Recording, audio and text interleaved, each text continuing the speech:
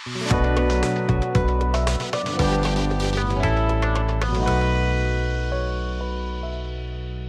రాశివారు ఎన్ని ఒత్తులతో దీపం వెలిగించాలి? మనిషిలో అజ్ఞానాన్ని, తమస్సును పారద్రోలే జ్ఞాన జ్యోతిని వెలిగించేది దీపం.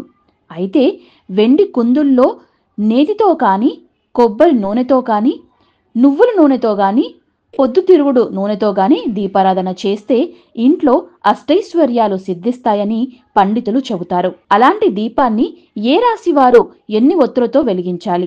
మేషరాశివారు 3 ఒత్తులు, వృషభ రాశివారు 4 ఒత్తులు, మిథున రాశివారు 7 ఒత్తులు, కర్కాటక రాశివారు 3 ఒత్తులు, సింహరాశివారు 5 ఒత్తులు, కన్య రాశివారు 4 ఒత్తులు, తులారాశివారు 6 ఒత్తులు, వృశ్చిక రాశివారు 5 ఒత్తులు, ధనస్సు రాశివారు 3 ఒత్తులు, మకర రాశివారు 7 ఒత్తులు, కుంభరాశివారు 4 ఒత్తులు, మీనరాశివారు 5 ఒత్తులు.